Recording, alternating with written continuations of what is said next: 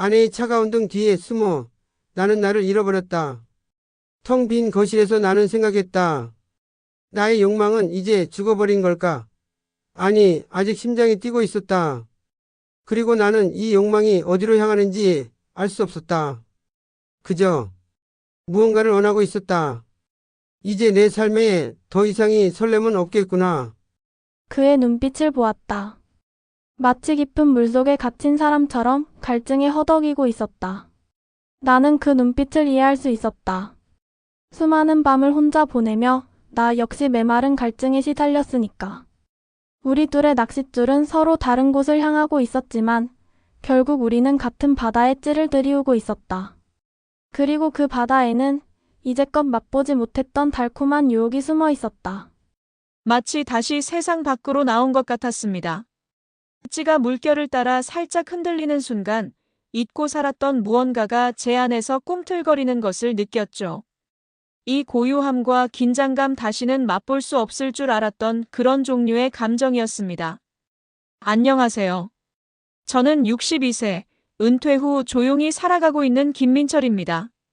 30년이 넘는 세월 동안 저는 한 가정의 가장으로, 한 회사의 부장으로 바쁘게 살아왔습니다. 젊은 시절엔 아내와 손을 잡고 밤늦도록 거리를 거닐고 아이들과 함께 공원에서 웃고 떠드는 것이 제 삶의 전부였습니다. 하지만 세월은 참으로 무심하더군요. 아이들은 다 커서 각자의 삶을 찾아 떠났고 저는 20년 가까이 다닌 회사를 떠나 집으로 돌아왔습니다. 아내 경자와 단둘이 남은 집은 텅 빈 것처럼 느껴졌습니다. 밥 먹을 때, TV를 볼 때, 심지어 같은 방에서 잠을 청할 때도 우리는 서로를 보지 않았습니다. 대화는 필요한 말로만 짧게 이어졌고 온기는 사라진 지 오래였습니다. 언제부터였을까요? 아내는 저를 더 이상 남편으로 보지 않았습니다. 그녀에게 저는 그저 한 지붕 아래 사는 사람이었습니다. 아침 식탁에서 제가 밥그릇에 국을 뜨면 그녀는 말없이 제 앞에 반찬을 놓아주었고 제가 반찬을 집어먹으면 그녀는 다시 밥그릇에 시선을 고정한 채 묵묵히 식사를 이어나갔습니다. 어느 날 저녁 거실에서 텔레비전을 보다가 아내의 뒷모습을 바라보았습니다. 허리가 굽은 듯한 그녀의 모습이 낯설면서도 익숙했습니다. 저 사람은 내 아내인데 왜 이렇게 멀게 느껴지지? 그런 생각이 들자 가슴이 먹먹해졌습니다. 저는 30년 동안 이 여자를 위해 밤낮 없이 일했는데 지금 우리 사이에 남은 건 그저 습관적인 침묵뿐이었습니다. 삶의 공허함을 견디다 못해 저는 새로운 활력소를 찾기 시작했습니다. 등산도 해보고 동네 복지관에서 강의도 들어봤지만 마음을 채우기엔 역부족이었습니다. 그러다 우연히 동네 낚시 용품점을 지나게 되었습니다. 어릴 적 아버지와 함께 낚시를 했던 기억이 떠올랐습니다. 그때의 저는 찌 하나에 온 신경을 집중하며 세상의 모든 것을 잊을 수 있었습니다. 그래, 낚시야. 저는 마치 무언가에 이끌린 듯 용품점 문을 열고 들어갔습니다. 그날 저녁 저는 낚싯대를 정리하며 아내에게 말했습니다. 나 내일 새벽 일찍 낚시 좀 다녀올게. 아내는 제 얼굴도 보지 않은 채 응, 알았어. 라고 짤막하게 대답했습니다. 그 한마디가 저에게는 오히려 허락보다 더 큰 자유를 주었습니다.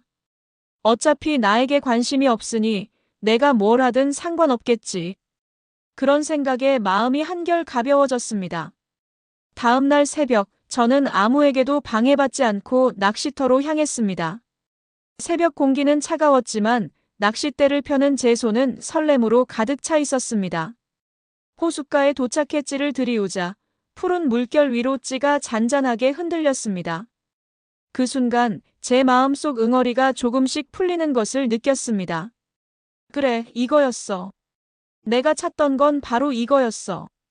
그렇게 낚시터에서의 하루가 시작되었습니다. 그리고 저는 몰랐습니다. 이 고유한 낚시터가 제 인생에서 가장 격렬하고도 혼란스러운 변화의 시작점이 될 거라는 것을. 호숫가에 앉아 낚싯대만 바라보며 시간이 흐르는 것도 잊었습니다. 아침 햇살이 물결 위로 반짝이며 평화로운 풍경을 만들어냈습니다. 그때 제 뒤로 인기척이 느껴졌습니다. 안녕하세요. 좋은 아침이네요. 나지막하고 부드러운 여자의 목소리였습니다. 저는 놀라 뒤를 돌아보았습니다. 저만 있을 줄 알았던 이곳에 한 여인이 서 있었습니다. 단정하게 묶은 머리, 편안한 등산복 차림에 낚시 조끼를 입고 있었습니다. 환하게 웃는 얼굴에는 삶의 깊이가 느껴지는 주름이 있었지만 눈빛만은 맑고 생기 넘쳤습니다. 네. 안녕하세요. 저는 낯선 이와의 대화가 어색해 얼버무렸습니다. 그녀는 제 옆에 조심스럽게 다가와 자리를 잡았습니다. 낚싯대를 펴는 그녀의 손길은 능숙했습니다. 저는 그녀를 힐끗 바라보았습니다.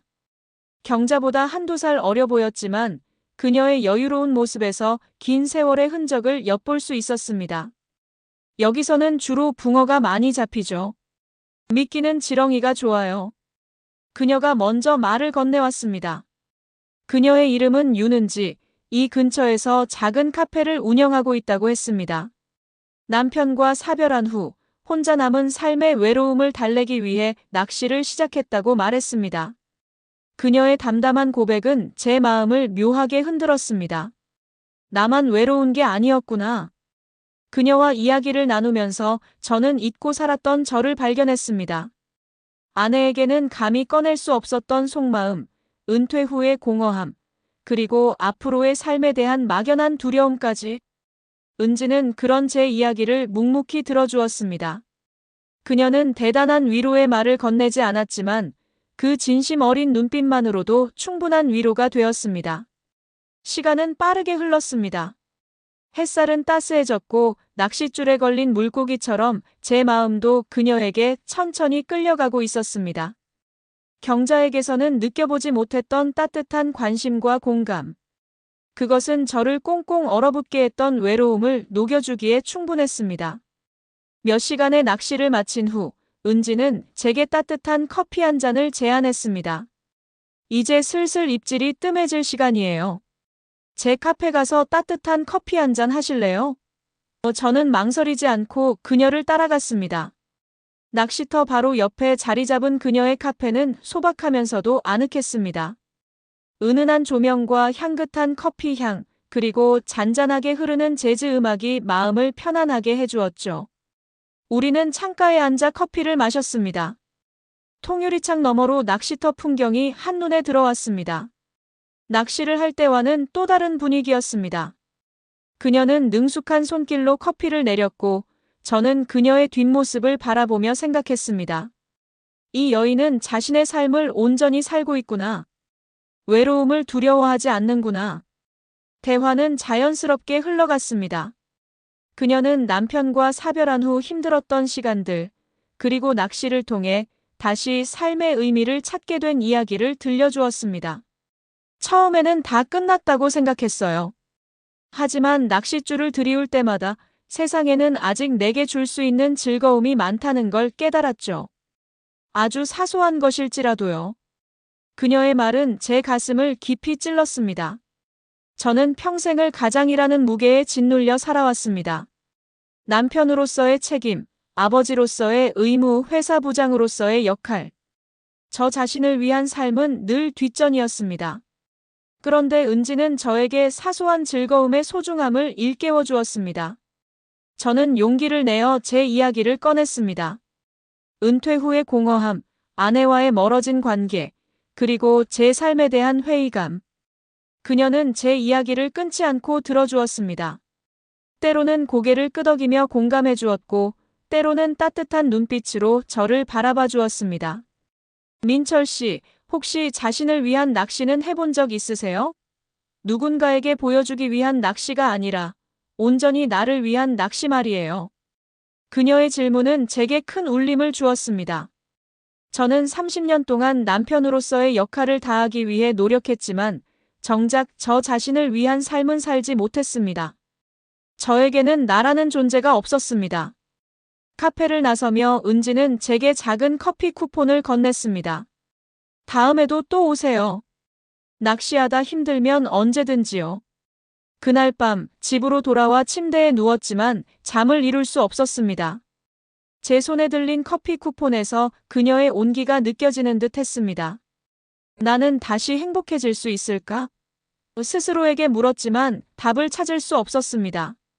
하지만 한 가지 확실한 것은 제 안에 잠자고 있던 무언가가 깨어나고 있다는 사실이었습니다. 그 후로 저는 매일같이 낚시터로 향했습니다. 이제는 낚시가 제 유일한 낙이 되었습니다. 그리고 낚싯대를 들이우는 옆자리에는 늘 은지가 있었습니다. 우리는 함께 찌를 바라보며 조용히 시간을 보냈고 입질이 없을 땐 그녀의 카페에 앉아 이야기를 나누었습니다. 어느 날은 제가 낚시터에서 밤을 새우고 돌아왔습니다. 경자는 제가 집을 나설 때처럼 제가 들어올 때도 아무런 반응이 없었습니다. 다녀왔어. 라고 말했지만 그녀는 들은 척도 하지 않고 신문을 펼쳤습니다. 그 모습에 저는 서운함을 넘어선 공허함을 느꼈습니다. 이 사람은 내가 며칠을 사라져도 모를 사람인가? 반면 은지는 달랐습니다. 제가 늦게까지 낚시를 하다가 오지 않으면 그녀는 조심스럽게 전화를 걸어 오늘 괜찮으세요? 너무 늦은 시간까지 무리하지 마세요. 라고 걱정해 주었습니다. 그 한마디가 저에게는 세상의 모든 위로처럼 느껴졌습니다. 은지와 저는 더 깊은 이야기를 나누게 되었습니다. 그녀는 남편과 사별한 후 겪었던 상실감과 외로움을 솔직하게 털어놓았습니다. 처음에는 너무 힘들어서 매일 울었어요. 이 세상에 나 혼자 남은 것 같았죠. 하지만 어느 순간 내 삶은 나만의 것이라는 걸 깨달았어요. 더 이상 누군가에게 의지하지 않고 나 스스로 행복을 찾아야 한다는 걸요. 그녀의 이야기는 제 가슴을 강하게 울렸습니다. 저는 은지에게서 삶의 주체성을 보았습니다. 그녀는 경자와 달리 자신의 삶을 온전히 자신의 것으로 만들고 있었습니다. 저는 30년 동안 남편으로서의 삶을 살아왔지만 정작 제 삶은 없었습니다. 이제야 비로소 제 삶을 찾고 싶다는 욕망이 제 안에서 피어올랐습니다. 은지는 제게 새로운 경험들을 선물해 주었습니다. 그녀는 낚시뿐만 아니라 등산, 사진, 그리고 작은 음악회까지 다양한 취미를 즐기고 있었습니다. 그녀와 함께하는 시간은 제게 잊고 살았던 젊음을 되찾아 주었습니다. 우리는 함께 낚시터 옆 산을 올랐고 그녀의 카메라에 담긴 제 모습은 제가 알던 늙고 지친 남자가 아니었습니다. 활짝 웃고 있는 낯선 남자의 모습이었습니다. 어느 날 은지는 제게 묻더군요. 민철 씨는 어떤 삶을 살고 싶으세요? 그 질문에 저는 잠시 망설였습니다. 글쎄요. 저는 그냥 아내에게 잘해주고 아이들에게 좋은 아빠로 남고 그렇게 사는 게 제 삶이라고 생각했어요. 그러자 은지가 따뜻한 미소를 지으며 말했습니다. 민철 씨, 이제는 민철 씨 자신을 위한 삶을 살아도 돼요. 충분히 잘해 오셨잖아요. 그날 밤 아내와 저는 각자의 방에서 잠을 청했습니다. 아내는 TV를 보다가 잠이 들었고 저는 홀로 침대에 누워 천장을 바라보았습니다. 제 머릿속에는 온통 은지의 모습만 맴돌았습니다. 그녀의 목소리, 그녀의 눈빛, 그리고 그녀의 미소. 저는 더 이상 현실과 사랑 사이에서 갈등하지 않았습니다. 이미 제 마음은 은지를 향해 있었습니다. 겨울이 깊어지면서 낚시터는 더 고요해졌습니다. 사람들의 발길이 뜸해졌고 낚시터는 마치 우리 두 사람만을 위한 공간처럼 느껴졌습니다. 늦은 밤, 낚시를 하다가 입질이 없어지자 우리는 호숫가 벤치에 나란히 앉았습니다. 차가운 밤 공기 속에서 우리는 서로에게 기댔습니다. 민철 씨, 저 사실 민철 씨를 처음 만난 날부터 마음이 편안했어요. 민철 씨도 저처럼 외로움을 안고 있는 사람이라는 걸 느꼈거든요. 이 낚시터가 우리에게는 유일한 도피처였죠. 은지의 솔직한 고백에 제 심장은 쿵 하고 내려앉았습니다. 그녀의 말은 모두 사실이었습니다. 낚시터는 제게 현실의 고통을 잊게 해주는 유일한 공간이었습니다. 그리고 그 공간 속에서 만난 은지는 제게 삶의 의미를 되찾아 주었습니다. 저는 용기를 내어 그녀의 손을 잡았습니다. 그녀의 손은 차가웠지만 그 온기는 제 마음속 깊은 곳까지 전해졌습니다. 우리는 아무 말 없이 서로의 손을 잡고 밤하늘을 바라보았습니다. 별이 쏟아지는 밤하늘 아래 우리는 서로에게 기대어 외로움을 위로받았습니다. 그 순간 저는 그녀에게 모든 것을 털어놓고 싶었습니다. 하지만 제 입은 떨어지지 않았습니다. 저는 아직 남편이었고 그녀에게는 떳떳하지 못한 존재였습니다. 하지만 은지는 그런 제 마음을 읽기라도 한 듯 조용히 제 어깨에 머리를 기댔습니다. 민철 씨, 제가 민철 씨에게 바라는 건 아무것도 없어요. 그냥 이렇게 가끔 만나서 이야기하고 낚시도 하고 우리 서로에게 힘이 되어주면 좋겠어요. 그냥 친구로, 동료로. 그녀의 말은 저에게는 위로이면서 동시에 더 큰 고통이었습니다. 친구와 동료라는 단어는 이미 저희 관계를 설명하기에 부족했습니다. 저희는 서로에게 이미 특별한 존재가 되어버렸습니다. 그날 이후 저희는 더욱 조심스러워졌습니다. 하지만 동시에 저희 관계는 더 깊어졌습니다. 저희는 낚시터뿐만 아니라 은지가 운영하는 카페에서도 함께 시간을 보냈습니다. 그녀는 제게 따뜻한 차를 내어주었고 저는 그녀에게 소소한 일상 이야기를 들려주었습니다. 저희는 서로에게 민철 씨, 은지 씨라고 부르며 존댓말을 썼지만 그 속에는 이미 연인들의 감정이 숨겨져 있었습니다. 하지만 저희 관계가 깊어질수록 제 마음은 더 복잡해졌습니다. 한편으로는 은지에게 느끼는 사랑과 설렘에 행복했지만 다른 한편으로는 경자에게 느끼는 죄책감에 시달렸습니다. 저는 이 관계를 어떻게 해야 할지 몰랐습니다. 이대로 은지와 경자 사이를 오가며 살아야 할지 아니면 용기를 내어 경자에게 모든 것을 털어놓고 은지에게 다가가야 할지 저는 이 두 가지 선택지 사이에서 길을 잃고 헤맸습니다. 결국 저는 현실의 벽에 부딪혔습니다. 은지와 함께하는 시간이 늘어날수록 아내 경자와의 간극은 더욱 벌어졌습니다. 더 이상 낚시터에 다녀왔다는 핑계도 통하지 않았습니다. 경자는 저의 달라진 모습을 눈치챈 듯 저를 의심의 눈초리로 바라보았습니다. 요즘 얼굴이 환해졌네. 무슨 좋은 일 있어? 경자의 무심한 듯 묻는 말에 저는 심장이 쿵 하고 내려앉았습니다. 그녀의 목소리는 평소와 다름없었지만 그 속에는 날카로운 비수가 숨겨져 있는 듯 했습니다. 저는 애써 미소를 지으며 말했습니다. 그냥 낚시가 잘 돼서 그래. 경자는 더 이상 묻지 않았지만 그녀의 눈빛은 저를 꿰뚫어보는 듯 했습니다. 그날 이후 저는 은지를 만나는 것이 두려워졌습니다. 은지에게는 사랑을, 경자에게는 죄책감을 느끼며 사는 이중적인 삶이 저를 짓눌렀습니다. 며칠 동안 은지에게 연락하지 않았습니다. 그녀가 걱정할 것을 알았지만 저는 제 마음을 정리할 시간이 필요했습니다. 하지만 시간이 흐를수록 제 마음은 더 혼란스러워졌습니다. 과연 이대로 은지를 포기하는 것이 맞는가? 결국 저는 은지에게 먼저 연락을 했습니다. 은지 씨, 우리 잠깐 만날 수 있을까요? 우리는 낚시터가 아닌 근처 공원에서 만났습니다. 저는 그녀에게 모든 것을 털어놓았습니다. 아내와의 관계, 그리고 제 마음속에서 흔들리고 있는 두려움. 은지 씨, 사실 저 요즘 너무 힘들어요. 제가 경자를 속이고 있다는 죄책감에 시달리고 있어요. 하지만 은지 씨를 포기하고 싶지는 않아요. 은지는 제 이야기를 묵묵히 들었습니다. 그리고 조용히 제 손을 잡았습니다. 그녀의 손은 따뜻했고 그 따뜻함은 제 마음을 녹였습니다. 민철 씨, 제가 민철 씨를 힘들게 해서 미안해요. 하지만 저는 민철 씨를 사랑해요. 민철 씨가 저를 힘들게 할지라도 저는 민철 씨를 사랑해요. 그녀의 눈에는 눈물이 고여 있었습니다. 그 순간 제 마음속에 있던 모든 벽이 무너져 내렸습니다. 저는 그녀를 끌어안았고 우리는 서로의 품에 안겨 한참을 울었습니다. 그 울음은 죄책감과 슬픔, 그리고 사랑의 절규였습니다. 은지와의 대화 후 저는 결심했습니다. 더 이상 이중적인 삶을 살지 않기로. 경자에게 모든 것을 털어놓고 제 삶의 진정한 행복을 찾아가기로. 그날 저녁 저는 경자에게 말했습니다. 경자, 할 얘기가 있어.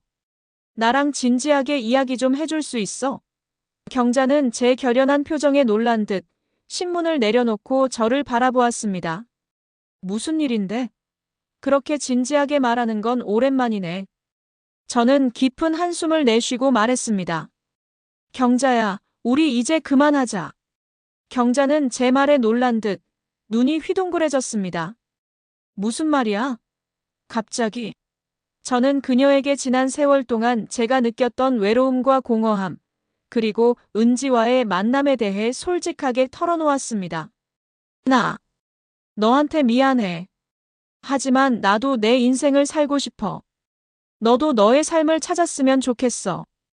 경자는 한동안 아무 말도 하지 않았습니다. 그녀의 눈가에는 눈물이 고였고 그녀의 손은 떨리고 있었습니다. 그녀의 눈물은 저에게 큰 죄책감을 안겨주었습니다. 하지만 저는 멈출 수 없었습니다. 저는 이미 멈출 수 없는 길을 걷고 있었으니까요. 그래, 알았어. 이제 보니 당신도 당신의 삶이 있었구나. 나는 그냥 당신이 없는 삶을 사는 것에 익숙해졌다고 생각했어. 경자의 말은 저를 더 아프게 했습니다. 그녀 역시 저와 같은 외로움을 안고 있었다는 사실을 뒤늦게 깨달았기 때문입니다. 하지만 이미 늦었습니다.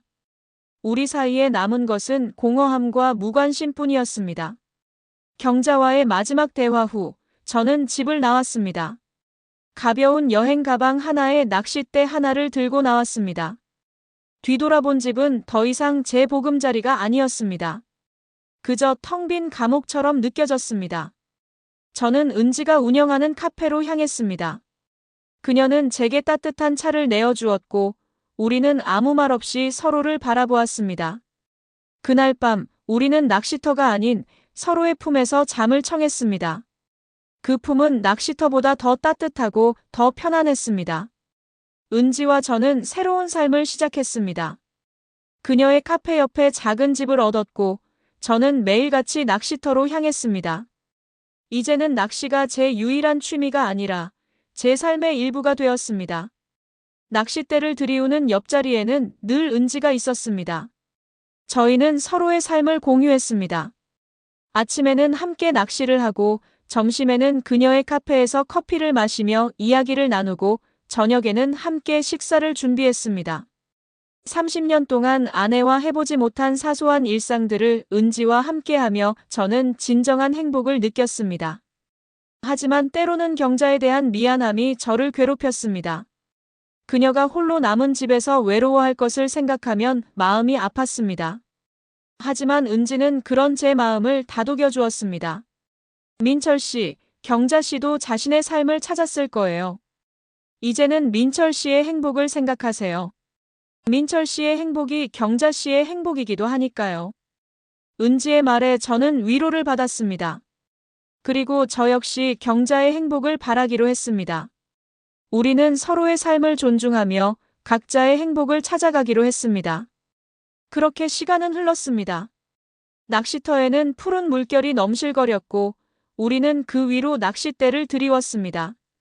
우리의 삶은 낚시처럼 조용했지만 그 속에는 행복과 사랑이 가득했습니다. 우리는 서로의 손을 꼭 잡고 먼 바다를 바라보았습니다. 이제 우리는 더 이상 외롭지 않았습니다. 우리는 서로에게 유일한 안식처이자 영원한 동반자가 되었습니다. 사랑은 마치 낚시와도 같습니다. 아무리 오랜 시간 낚싯대를 들이워도 때로는 아무것도 낚이지 않을 때가 있죠. 우리의 삶도 그러했습니다. 30년이라는 긴 세월 동안 민철은 가장이라는 낚싯대를 들이웠지만 정작 자신의 행복은 낚지 못했습니다. 무관심이라는 차가운 물속에서 그는 홀로 고독과 싸워야 했습니다. 하지만 포기하지 않는 사람에게는 반드시 찾아오는 행운이 있습니다. 그의 낚싯대에 걸린 것은 물고기가 아니라 그와 같은 외로움을 가진 한 여인이었습니다. 은지는 그에게 사소한 즐거움의 소중함을 일깨워 주었고 그의 꽁꽁 얼어붙었던 마음을 녹여주었습니다. 낚시터 옆의 작은 카페, 그 안에서 마주한 따뜻한 커피 한 잔처럼 은지는 민철에게 새로운 삶의 온기를 불어넣었습니다. 사랑은 어쩌면 가장 이기적인 선택일지도 모릅니다. 수많은 사람들에게 죄책감을 남기고 외면받을 수도 있으니까요. 하지만 그 모든 아픔과 고통을 감수하고서라도 우리는 사랑을 갈망합니다. 그것이 우리 삶을 살아 숨쉬게 하는 가장 강력한 원동력이기 때문입니다. 결국 민철은 용기 있는 선택을 했습니다. 그는 익숙함이라는 감옥에서 벗어나 낯선 설렘을 향해 걸어갔습니다. 그의 손에는 이제 물고기가 아닌 은지의 따뜻한 손이 쥐어져 있습니다. 그들은 더 이상 외롭지 않습니다. 서로에게 가장 소중한 낚싯대가 되어 함께 행복이라는 물고기를 낚아가고 있습니다. 여러분은 과연 어떤 낚싯대를 들이우고 있나요? 여러분의 삶에도 가장 소중한 것을 낚을 수 있는 행운이 찾아오기를 바랍니다.